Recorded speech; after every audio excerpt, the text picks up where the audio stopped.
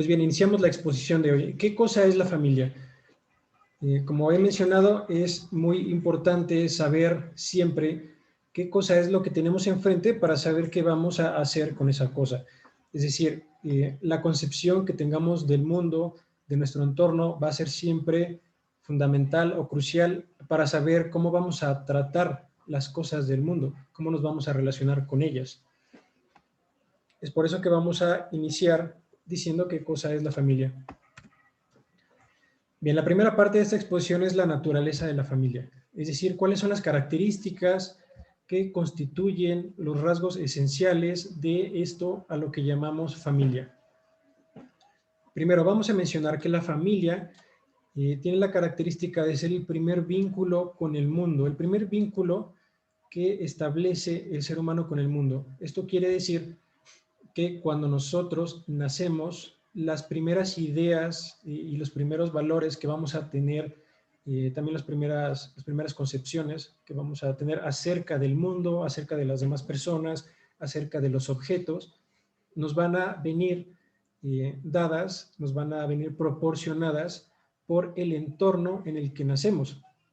Es decir, las personas que se van a encargar de nuestra formación son las que nos van a ir conduciendo a través de esta experiencia nueva que es el mundo una vez que nosotros nacemos, por eso digo que es nuevo, nos van a ir conociendo y nos van a ir incorporando diversas nociones acerca de cada uno de los seres que componen este mundo en el que acabamos de llegar.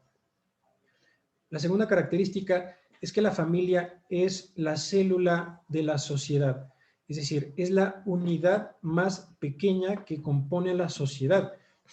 ¿Por qué decimos esto que es la célula más pequeña? Cuando podríamos pensar, por ejemplo, que la célula más pequeña podría ser el individuo. ¿Y por qué no es el individuo? Bueno, la familia es la célula más pequeña de la sociedad y no lo es el individuo porque la familia ya compone un todo, es decir, una unidad indivisible que consiste en una especie de red de relaciones afectivas y también de relaciones intelectuales, en el sentido, esta palabra de intelectual la usamos en el sentido de que nos van a enseñar qué cosas son todas esas figuras que vamos observando desde el nacimiento. O sea, todo eso que podemos percibir con los sentidos, a través del tacto, el olfato, todos los seres que componen nuestro entorno, son lo que va a venir en la parte intelectual de la formación dentro de la familia. ¿Por qué el individuo no constituye esta célula? Porque el individuo no es una red de relaciones entre personas. El individuo es uno solo. El individuo por sí mismo, o digamos, educado por sí solo, no podría establecer ni vínculos afectivos correctos, ni podría entender bien qué es el mundo social, no podría entender qué es la naturaleza, no podría entender qué es el ser humano, sino que necesita de la instrucción. Entonces, estas redes que se constituyen tanto de la instrucción como de los afectos, de la parte emotiva, es lo que hace que la familia sea la unidad indivisible de la sociedad. Una vez que dividimos a la familia, ya ni siquiera puede hablarse de sociedad. Podemos decir correctamente que el individuo es la partícula más pequeña de una colectividad, es decir, de un conjunto, pero no podemos decir que el individuo es la unidad más pequeña de la sociedad, porque no son de la misma naturaleza. Cuando la familia sí es de la misma naturaleza, en el sentido que mencionaba, de que establece un conjunto de relaciones de diferente índole. Luego también está la transmisión de la afectividad.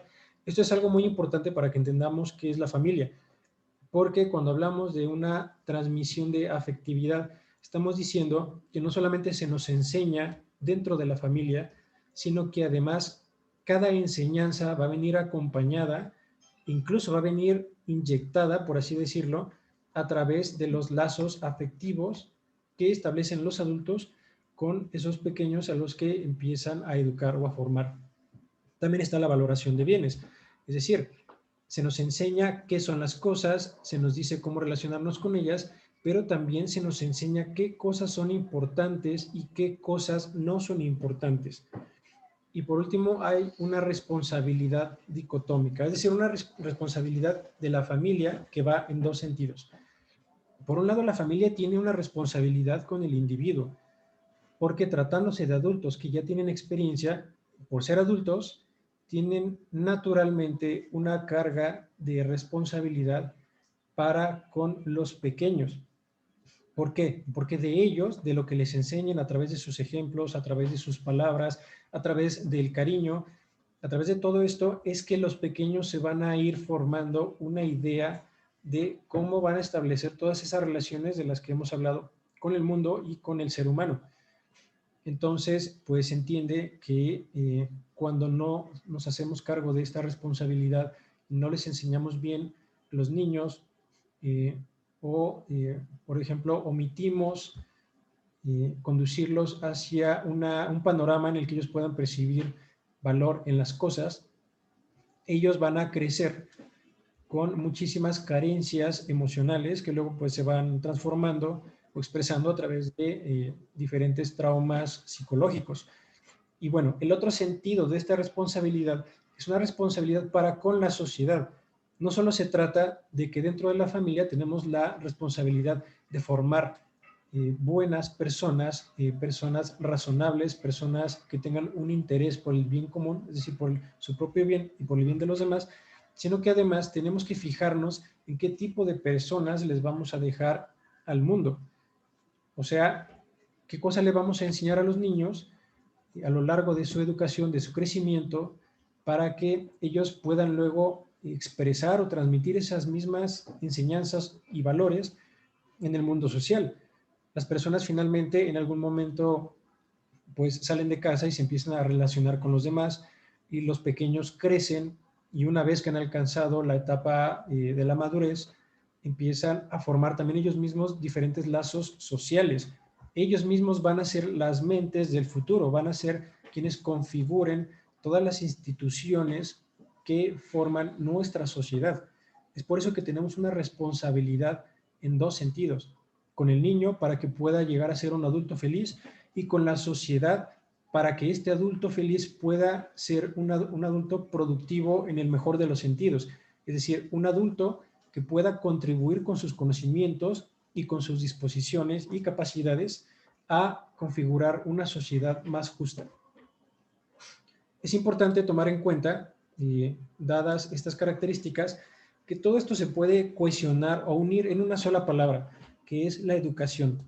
La familia es para eso principalmente, es para educar a las personas que llegan a ese seno, es decir, para formar a los nuevos individuos, a las nuevas generaciones.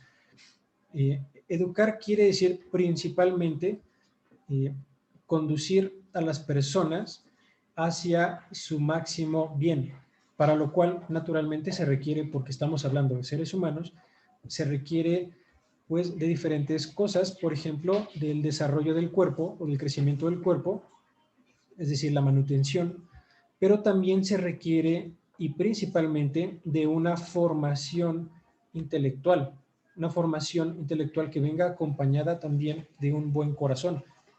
Un niño bien educado es un niño que se dispone a buscar el bien, es decir, a hacer el bien y a no dejar que a él le hagan mal, pero también se trata de un niño que es inteligente, un niño que conoce porque los padres le han enseñado diferentes cosas sobre la realidad y al mismo tiempo este niño va a unir este saber con un buen corazón y por lo tanto va a estar facultado en las capacidades más humanas, o sea, en las capacidades de las que procede el verdadero progreso de la sociedad. No vamos a ahondar mucho en la educación en esta sesión porque vamos a dedicar una sesión completa a la naturaleza de la educación. Y bueno, por último, en esta parte vamos a mencionar que ninguna conducta o hábito de los adultos carece de dimensión educativa o formativa para el niño. Esto significa que todos nuestros hábitos como adultos que formamos parte del entorno de los niños, ninguna conducta, ninguna palabra o frase va a pasar desapercibida frente al niño. El niño va a ir aprendiendo de todo lo que nosotros hagamos, va a ir aprendiendo del estilo de vida que nosotros nos hagamos para nosotros mismos. Es por eso que no valdría decir que yo me voy a hacer alcohólico, por ejemplo, o que si soy alcohólico me voy a mantener en eso y que al mismo tiempo voy a educar bien a mis hijos o a los niños que formen parte de mi entorno, puesto que con mi propio ejemplo ya les estoy dando una formación, ya los estoy inclinando a determinada dirección. Bien, ahora pasamos a la segunda parte. De acuerdo, tenemos que en la familia es donde adquirimos las ideas que nos van a regir durante toda nuestra vida.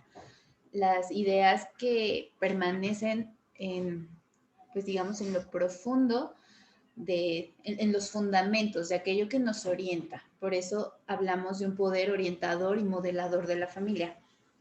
Ahora, aquí podemos encontrar cierto contraste.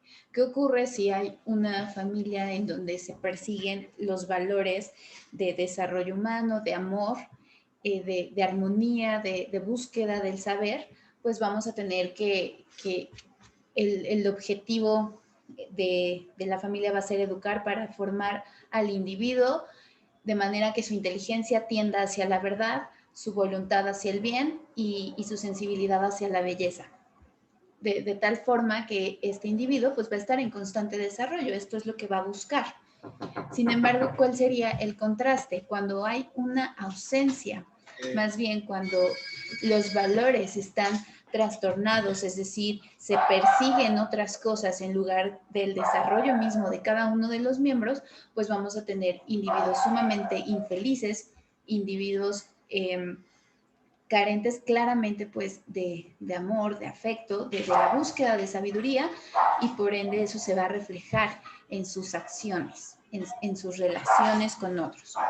Bien, entonces, hablamos también de algo muy importante, la familia tiene esta capacidad, sí, hemos hablado de que nos puede dar esos fundamentos, que ya nos da los fundamentos para dirigirnos y orientarnos en nuestra vida, puede arraigarnos la idea más importante respecto a las personas y es la conciencia de la dignidad.